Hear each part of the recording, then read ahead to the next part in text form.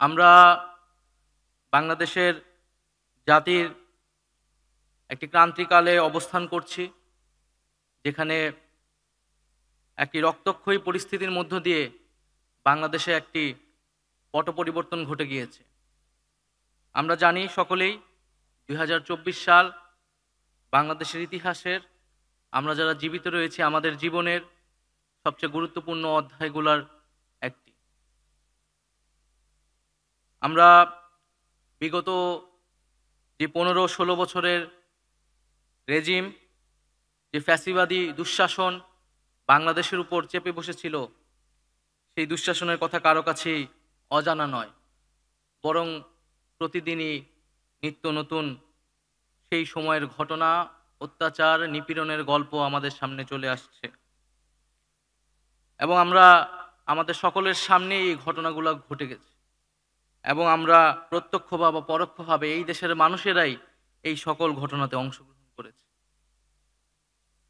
আমরা দেখেছি যে বিগত সময়ে গণতন্ত্রকে হত্যা করে তিনবার মানুষের ভোটাধিকারকে লুণ্ঠিত করে একটি সরকার কিভাবে ক্ষমতা কুক্ষিগত করেছে এবং এই ক্ষমতা কুক্ষিগত করতে পুরো সরকার এবং রাষ্ট্রযন্ত্রকে দলীয়করণ করা হয়েছে। সরকারের বিভিন্ন পর্যায়ের ব্যক্তিবর্গকে এই অন্যায় এবং অগণতান্ত্রিক কাজে ব্যবহার করা হয়েছে। আমরা দেখেছি যে বিগত সময়ে মানুষের মত প্রকাশের অধিকার ভুলণ্ঠিত করতে কিভাবে গুমের সংস্কৃতি বাংলাদেশে প্রতিষ্ঠিত করা হয়েছে। পৃথিবীতে আর কোনো সভ্য রাষ্ট্রে এই ধরনের আয়নাঘর, এই ধরনের গুমের সংস্কৃতি আছে কিনা আমাদের জানা নেই। পরবর্তীতে আমরা দেখলাম যে আমাদের জুলাই মাসে ২০২৪ সালের যে কোটা সংস্কারের যে যৌক্তিক আন্দোলনে ছাত্র সমাজ নেমে এসেছিল, এই সরকারি চাকরির জন্যই এই আন্দোলনটা শুরু হয়েছিল এবং শিক্ষার্থীরা খুব যৌক্তিকভাবেই দাবি করেছিল যে একটা মেধাভিত্তিক, একটা দুর্নীতিযুক্ত প্রশাসন, আমলাতন্ত্র তারা বাংলাদেশে দেখতে চায়। কিন্তু সেই যৌক্তিক দাবিকে পরোয়া না করে বিগত সরকার দমন পীড়নের পথ অবলম্বন করে এবং সেই প্রেক্ষিতেই এত ছাত্র জনতার হত্যাকাণ্ড হয় এবং সারা দেশের মানুষ রাজপথে নেমে এসে ফ্যাসিস্ট সরকারের পতন ঘটায়। সরকার পতনের সেই প্রেক্ষিতে ডক্টর মোহাম্মদ ইউনূস এই অন্তর্বর্তীকালীন সরকারের দায়িত্ব নেন এবং এই জাতিকে উদ্ধারের এবং নতুন করে রাষ্ট্র বিনির্মাণের নেতৃত্ব গ্রহণ করেন। আমরা জাতি হিসেবে আমাদের যেমন দুঃসময় গিয়েছে, আমাদের যেমন কলঙ্কজনক অধ্যায় গিয়েছে যে শেখ হাসিনার মতো একজন ফ্যাসিস্ট, একজন রক্তপিপাসু এই দেশের শাসক ছিল, আবার একই সাথে আমাদের জাতি হিসেবে আজকে আমরা গৌরবান্বিত যে ডক্টর মোহাম্মদ ইউনূসের মতো একজন আন্তর্জাতিক খ্যাতিসম্পন্ন ব্যক্তিত্ব আমাদের দেশের অন্তর্বর্তীকালীন সরকারের প্রধান উপদেষ্টা হিসেবে দায়িত্ব গ্রহণ করেছে। আমি আজকের এই ফোরাম থেকে বাংলাদেশের পক্ষ থেকে, ছাত্র জনতার পক্ষ থেকে আন্তরিকভাবে তার প্রতি কৃতজ্ঞতা ও ধন্যবাদ জানাই। প্রফেসর ইউনূস একজন স্বপ্নদ্রষ্টা, যিনি কেবল বাংলাদেশকে পরিবর্তনের কথা বলেন না, তিনি পৃথিবীকে পরিবর্তনের কথা বলেন এবং সেই স্বপ্ন দেখার সাহস একজন বাংলাদেশী হিসেবে তার রয়েছে। এই জন্য তিনি বলেন নতুন সভ্যতার কথা বলেন এবং তিনি স্পষ্টভাবেই বলেছেন যে বাংলাদেশের এই যে নতুন প্রজন্ম জেগে উঠেছে, প্রজন্ম শুধু বাংলাদেশের নয়, পৃথিবীর মধ্যে সবচেয়ে সাহসী প্রজন্মের মধ্যে অন্যতম। ফলে ডক্টর মোহাম্মদ ইউনূস যে স্বপ্ন দেখার, যে সম্ভাবনার তিনি সাহস করেছেন, তিনি নিজে স্বপ্ন দেখছেন এবং আমাদেরকে দেখাচ্ছেন, আমরা সকলেই সেই স্বপ্নের সারথি হই, এটাই সকলের কাছে প্রতি আমাদের আহ্বান থাকে। আপনারা সকলেই জানেন যে কোন পরিস্থিতির মধ্য দিয়ে বাংলাদেশকে যেতে হচ্ছে। তারপরেও আমি আন্তরিকভাবে প্রশাসনের বিভিন্ন পর্যায়ের কর্মকর্তাবৃন্দদের ধন্যবাদ জানাই। আর আমাদের আমলাতন্ত্র আমরা যে অবস্থায় পেয়েছি, যেভাবে ভেঙে পড়েছিল, যেভাবে তার দুর্বৃত্তায়ন ঘটেছিল, সেখান থেকে আমরা আস্তে আস্তে উঠতে পারছি এবং বাংলাদেশের যেই সময়টায় সরকার ছিল না, পুলিশ অ্যাক্টিভ ছিল না এবং নানা ধরনের এক ধরনের অস্থিরতা, নৈরাজ্যকর পরিস্থিতি তৈরি হয়েছিল, সেই সময় আপনারা দায়িত্ব নিয়েছেন। আপনারা আপনাদের দায়িত্বেরও অতিরিক্ত হিসেবে অনেক কাজ করে যাচ্ছেন, কারণ আমরা জানি যে যেহেতু স্থানীয় সরকার নেই, নির্বাচিত জনপ্রতিনিধি নাই, ফলে অনেক দায়িত্বই মাঠ প্রশাসনের উপর দিয়ে যাচ্ছে এবং সেই দায়িত্ব আপনারা নিষ্ঠার সাথে পালন করছে। একই সাথে আমি বলবো যে এখানে বাংলাদেশ অ্যাডমিনিস্ট্রেটিভ সার্ভিস অ্যাসোসিয়েশনের সভাপতি বিগত 15 বছরের প্রশাসন ক্যাডারের যে নেতিবাচক ভূমিকার জন্য দুঃখ প্রকাশ করলেন, আমি তাকে আন্তরিকভাবে কৃতজ্ঞতা জানাচ্ছি। কারণ আমাদেরকে আয়নার মুখোমুখি দাঁড়াতে হবে, আমাদেরকে নিজের কৃতকর্মের জন্য আমাদেরকে নিজেদেরকেই প্রশ্ন করতে হবে।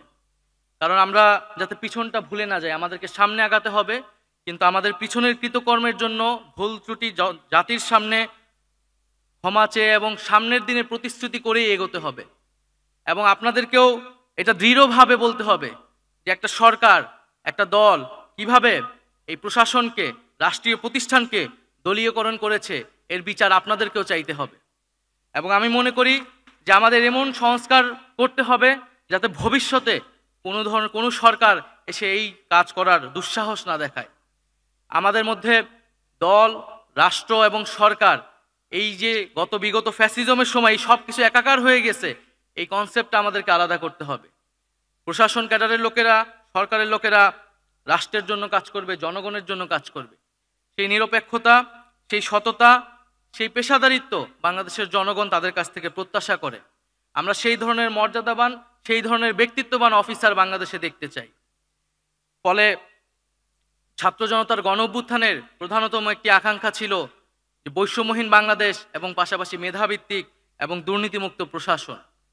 সেই মেধাভিত্তিক এবং দুর্নীতিমুক্ত প্রশাসনের জন্য আমরা কাজ করে যাচ্ছি। আমরা মনে করি আমাদের এই যাত্রাটা কেবল শুরু হয়েছে, আমাদের এই যাত্রাটা অব্যাহত থাকবে এবং সেই অব্যাহত যাত্রার সাথে আমরা আপনাদের সকলকে সাথে চাচ্ছি। এই জুলাই হত্যাকাণ্ডেও আমরা দেখেছি বিভিন্ন প্রশাসনের বিভিন্ন মাঠ পর্যায়ের ডিসি থেকে শুরু করে অনেকেরই সেখানে নেতিবাচক ভূমিকা ছিল। এই ঘটনা আমাদের অজানা নয়। আমরা দেখেছি 2018 সালের নির্বাচনে মাঠ পর্যায়ে ইউনো ডিসিরা কিভাবে ভোট ডাকাতিতে সহায়তা করেছে। আমরা চাই যে সামনের বাংলাদেশে এই ধরনের কোনো ধরনের পরিস্থিতি যাতে তৈরি না হয়, প্রশাসনকে যাতে সরকার কোনোভাবে দলীয়করণ করতে না পারে এবং প্রশাসনের জায়গা থেকেও যাতে এই ধরনের রাজনৈতিক এবং ন্যাক্কার কাজে যাতে তারা অংশগ্রহণ না করে, সেই কমিটমেন্ট আমাদের জাতির কাছে করতে হবে। আমরা সকলে মিলেই বাংলাদেশের সন্তান, আমরা সকলে মিলেই এই নতুন বাংলাদেশকে রক্ষা করতে হবে। আমাদের যে স্বাধীনতা আমরা পেয়েছি, সেই স্বাধীনতাকে রক্ষা করে এগিয়ে যেতে হবে। পরিশেষে আমি বলবো যে বাংলাদেশের যে ছাত্র জনতার গণ অভ্যুত্থান সংঘটিত হয়েছে, এই গণ অভ্যুত্থানের যে আকাঙ্ক্ষা বাস্তবায়নে সরকারের বিভিন্ন পর্যায় থেকে আপনারা কাজ করে যাচ্ছি। জনগণের অনেক প্রত্যাশা আমাদের কাছে, আমরা হয়তো এখনো পর্যন্ত সেই প্রত্যাশা ফুলফিল করতে পারিনি, কিন্তু জনগণের কাছে আমাদের সেই কমিটমেন্ট, আমাদের সেই সদিচ্ছাটা সবসময় প্রকাশ করে যেতে হবে। এবং তার একটি বড় চ্যালেঞ্জ সামনে আসবে নির্বাচনের সময়, কারণ বাংলাদেশ দীর্ঘ সময় ধরে সুষ্ঠু নির্বাচন দেখেনি এবং বাংলাদেশের প্রশাসনও একটি সুষ্ঠু নির্বাচন কিভাবে করতে হয় তা হয়তো ভুলে গিয়েছে। ফলে এটি আমাদের সামনে একটি বড় চ্যালেঞ্জ যে জাতিকে গণতন্ত্রের পথে আবার উত্তরণের জন্য একটি সুষ্ঠু নিরপেক্ষ নির্বাচন উপহার দেওয়া। এবং কেবলমাত্র এই সুষ্ঠু নিরপেক্ষ নির্বাচন উপহার দেওয়ার মধ্য দিয়েই আমি মনে করি প্রশাসনের যেই অপকর্ম ছিল বিগত সময়ে তার কাফফারা হওয়া সম্ভব, তার প্রায়শ্চিত্ত হওয়া সম্ভব। এবং আমি বিশ্বাস করি দৃঢ়ভাবে আপনারা সরকারের সদিচ্ছা অনুযায়ী একটি সুষ্ঠু নিরপেক্ষ নির্বাচন দিতে আন্তরিকভাবে কাজ করবেন এবং কোনো ধরনের রাজনৈতিক পক্ষপাত মুক্ত না হয়, পক্ষপাত না করেই বাংলাদেশের জনগণের জন্য, রাষ্ট্রের জন্য কাজ করবেন। পরিশেষে আমি বলবো যে আমাদের যারা শহীদ পরিবার সদস্যবৃন্দ রয়েছেন, এখনো অনেক আমাদের ভাই বোনেরা আহত রয়েছেন।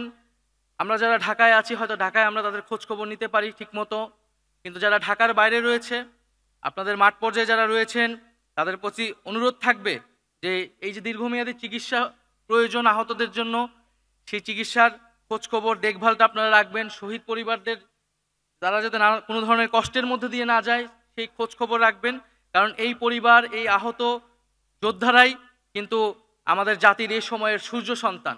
ফলে তাদেরকে যদি আমরা যথাযথ সম্মান প্রদর্শন করতে না পারি, তাহলে জাতি হিসেবে কিন্তু আমাদেরকে প্রশ্নের সম্মুখীন হতে হবে। আজকের বাংলাদেশ অ্যাডমিনিস্ট্রেটিভ সার্ভিস অ্যাসোসিয়েশনের পক্ষ থেকে যে বার্ষিক সম্মেলন, সেই বার্ষিক সম্মেলনের প্রতি আমার আন্তরিক শুভেচ্ছা জানাচ্ছি এবং আপনাদের প্রতি আমার শুভকামনা থাকবে আমরা সকলে মিলেই যাতে যে নতুন বাংলাদেশ বলছি সত্যিকার অর্থে আমরা নতুন বাংলাদেশ বিনির্মাণে কাজ করে যাব ইনশাল্লাহ।